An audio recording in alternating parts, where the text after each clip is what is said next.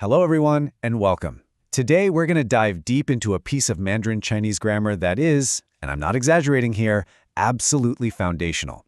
It's incredibly simple, but it's also incredibly powerful. And I guarantee by the end of our talk today, you'll be able to use it to talk about the things you are most passionate about. So, I want you to think about this for a second. When you meet someone new, what's one of the first things you do? You try to find common ground, right? You build a connection. And how do we do that? Well, we talk about our hobbies, our interests, the things we love to do. It's a totally universal way that humans connect with each other. And today, we are going to unlock the main grammatical tool you need to do exactly that in Mandarin. All right, here it is. This is the sentence that's going to be our case study for today. Let's really listen to the pronunciation. 我喜欢看书. Okay, one more time, a little more naturally, like you'd hear in a conversation. 我喜欢看书. Now this translates very cleanly to I like to read books. Simple, elegant, and just so useful. Okay, now this is really important. Let's talk about a couple of key pronunciation points that, honestly, will make your Mandarin sound so much better right away. First up is the word 我. It's a third tone. Now technically, the third tone falls and then rises, but you'll almost never hear it pronounced that way in a full sentence. Usually you'll hear what's called a half-third tone, which is just a low, dipping sound that doesn't rise back up. 我. Then we have the word kan.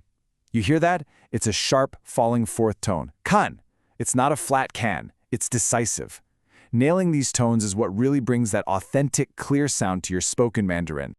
Okay, so to really understand how this sentence works, we're going to take it apart piece by piece.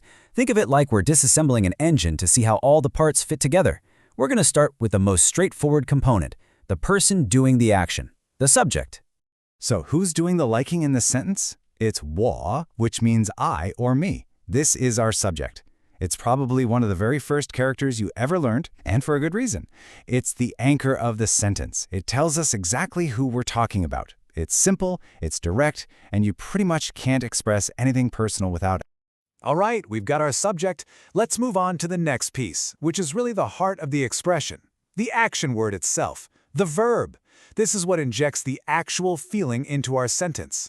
So the verb we're using is 喜欢, and it means to like. Let's just listen to those tones again for a second. We have that low, dipping third tone on 喜, and then it's followed by that high, flat first tone on 欢. 喜欢. That tonal contrast is what gives the word that really nice melodic feel.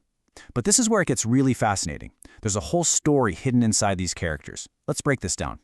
The first character, 喜, means joy or happiness. If you look at its old form, it kind of looks like a drum over a mouth, which suggests making joyous music.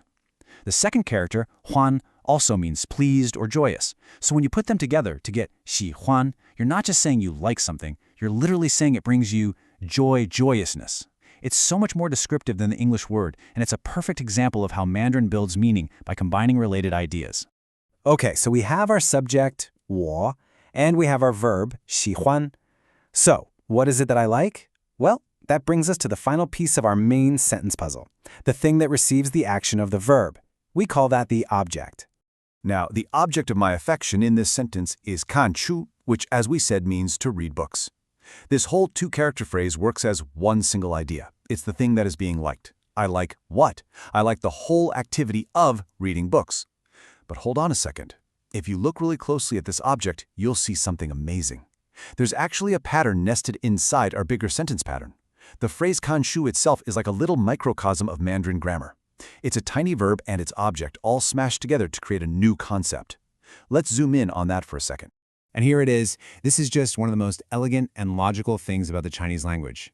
The activity 看书 or 看书 is just made by taking the verb 看, which means to look at or to read, and putting it right next to its object, the noun 书, which means book.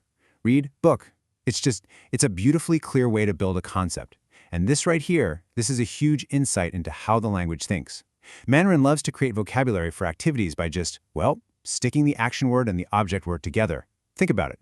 To say to sing, you say 唱歌, which is literally sing song. To say to dance, you say 跳舞, jump dance. To say to have a meal, you say 吃饭, which is eat rice. Once you get the hang of this building block system, the language stops feeling like you have to memorize thousands of random words and starts feeling like you're just solving a really elegant puzzle. Okay, so we've taken the sentence apart. Now let's put it back together. Because when we do, we're going to reveal a fundamental rule of Mandarin grammar that you can start using right now. And this is it. This is the concept we've been building towards, the verb-object structure. That's the official name for the pattern we just saw in 看书. You say the action, and then you immediately say the thing the action is happening to. This structure is everywhere in Mandarin, and it's your key to making countless sentences. So why are we spending so much time on this one little structure? Well, because this pattern isn't just common, it is absolutely essential. It's the basic framework that gives you a simple yet effective way to talk about who you are and what you care about. Mastering this isn't just some academic exercise, it's about being able to genuinely express your personality in a new language. And that brings us to this quote, which really gets to the heart of what we're talking about today. See, this isn't just about memorizing grammar rules. It's about connection. The ability to express their interests, that's the whole point of learning a language, isn't it? When you can say, I like to read books, or I like to listen to music, you're building a little bridge from your world into someone else's. And this simple verb-object pattern, that's the tool you use to build that bridge. All right, so we've gone on quite a journey here, right? From one simple sentence down to its individual parts and all the way back up to a core grammatical rule. We've basically unlocked the code. And now, it's your turn to use it. Here it is, your three-step formula for expressing yourself. It really is this simple. You start with the subject, 我, 我. You add the verb we've been talking about, 喜欢, and then you just plug in your own verb-object hobby. Maybe you like listening to music. That's 听音乐, listen music. Or maybe you like watching movies, 看电影, watch movies. The possibilities here are really endless. So at the end of the day, we've given you the structure, the key. The real question is, what door are you going to open with it? Think about it for a second. What's the activity that brings you that joyousness we talked about? In other words, what do you truly like? Answering that question is how you start to not just speak the language, but to really speak as yourself.